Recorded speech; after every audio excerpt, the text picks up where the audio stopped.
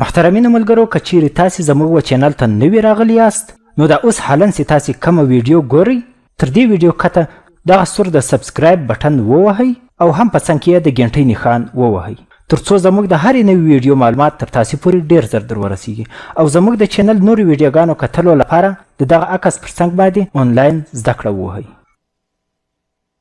او دلته تاسې ویډیوز ووهئ.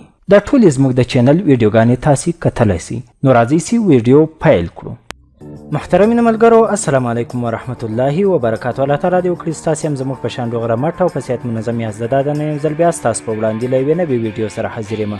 په دې ویډیو کې موږ زده کوو چې موږ څنګه کولی شو د فیسبوک پیج جوړ کړو. دا یو ملګري نه دوه نه بلکې ډېرو ملګرو دا غوښتنه کړې ده چې څنګه موږ کولی شو چې پیج جوړ کړو او هم څنګه کولی شو چې موږ په هغه کې ایډمینان زیات کړو، یعنی ایډیټران له موږ سره نور کسان کار وکړي او څنګه کولی شو چې موږ د هغه پیج یوزر نیم هم ورکړو.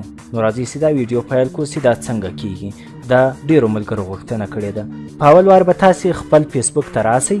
هم په فیسبوک کې دا درې لیکې نښان به ووهئ. تاسې به دلته ښکته راسئ، دا پیجز لیکلی دی. په پیجز باندې به هم تاسې کلیک وکړئ. چې کله به تاسو ته دا ځای خلاص شي دلته ګوره ورته لیکلی دی اونیډ پیجز. دلته به تاسې پر د اولني یو اونیډ پیجز باندې کلیک وکړئ. چې کله پر دې باندې کلیک وکړل دلته ګوره ورته لیکلی دی ګیټ سټارټډ. دلته به تاسې دغه ګیټ سټارټډ ووهئ او هم دلته به تاسې د پیج نوم ور واچوئ چې هر یو ستاسې خوښ وي هغه به تاسې دلته ور واچوئ. زه مثلا دا ور اچوم. دا د ما مثلا ور واچول ټکنیکل ټریک. دا کار نه کوي. ګوره it looks like you already manage. دا تا له مخه جوړ کړی ده او دا رښتیا هم ما له مخه جوړ کړی ده. زه بل یو غواړم چې جوړ یې کړم. مثلا د ټوکو په هکله چې وي یو ټوکي پیج مثلا جوړ کړم چې ګپې وشکې وکړي. نو مثلا جوکس ما وویل نیکسټ دې کړئ. دا جوړ سوم. هم دلته ګوره ورته لیکلی دي وایي سلیکټ ا کیټګري. یوه کیټګري ورته خوښه کړئ. وای لوکل بزنس لپاره غواړئ، د پرسنل لوګو لپاره غواړئ، پرسنل کارونه کې وکړئ یعنی ځاني کارونه. دغه رقم د آرټ لپاره غواړئ، پروډکشن و سرویس و د هر څه دپاره چې تاسې غواړئ هغه کیټګري تاسې ورته انتخاب کړئ او بیا هم تاسې نیکسټ کړئ. دا د ما پرسنل بلاګ ورته دغه کوئ نیکسټ مې کوئ. تاسو به دا مخ راواړئ. دلته ورته لیکلی دي وای ایډ یور ویب سایټ. وای خپل ویب سایټ تاسې ور واچوئ. ویب سایټ که چیرې تاسې لرئ د خپل ویب سایټ هغه تاسې دلته ور واچوئ او که چیرې نه لرئ تاسې ولیکئ www.url.com او یا هم خالي یې پرېږدئ. هر څه ستاسو خوښه وي هغه ټول تاسې ورسره کارولی شئ. خو زه دا خالي پرېږدم. دلته ګوره دا نیکسټ به تاسې دا ووهئ. دلته ورته لیکلی دي وای ایډ ا پروفایل پکچر. د پروفایل یو عکس ورته انتخاب کړئ. عکس ورته راپورته کړئ چې هر عکس تاسې راپورته کوئ په دغه یو باندې به تاسې کلیک وکړئ او هم راپورته به یې کړئ. مثلا زه یو دانه غواړم چې دا یو ما راپورته کړ او سیو مې کړ. دا د ثبت شو. اوس ورته ګورئ چې راپورته شو. دا وینئ پیج مکمله مثلا جوړ شو. اوس موږ غواړو چې دا پیج یوزر نیم ورکړو چې خلک خالي سرچ هغه نوم سرچ کړي او زموږ پیج ورته راواوړي. هغه پیج به موږ څنګه هغه رقم جوړوو. دلته تاسې کور فوټو هر څه ورکولی شئ. ایډه بټن هر رقم بټن یعنې د یوټیوب د بل شي د هر څه. دلته به دا سیټینګ ته تاسې راسئ. په سیټینګ کې نه ده دا پیج دویم یو پیج انفو پیج انفارمیشن دا دویم یو څه دی. دغه یو به تاسې کلیک کړئ. چې کله مو کلیک وکړ دلته ورته ګورئ دا دویم یو وایي ایډیټ اډرس. خپل اډرس ور واچوئ چې مثلا تاسې په کوم ځای کې یاست، په کوم ولایت کې یاست، کومه ولسوالۍ کې یاست او همداراز په کوم ځای کې یاست د زیپ کوډ به دغه ځای پسې ور واچوئ. او لاندې ورته لیکلی دي ایډیټ ویب سایټ. خپل ویب سایټ ور واچوئ. دا خو بېرته ټوله هغه طریقه ده خو زه دا یو شی هم نه ور اچوم. ګوره دلته ورته لیکلی دي وای ایډیټ فون نمبر. خپل د ټلیفون نمبر پسې ور واچوئ. هلته ایډیټ ټیم ولیږي مثلا دا رقم یعنی دلته ایډ انفارمیشن اباوټ یور سیلف ټو دیس پیج. په دغه پیج کې خپل په هکله چې کوم معلومات وي هغه د هلته تاسې ور واچوئ. لاندې ورته لیکلی دي ایډیټ ډسکریپشن.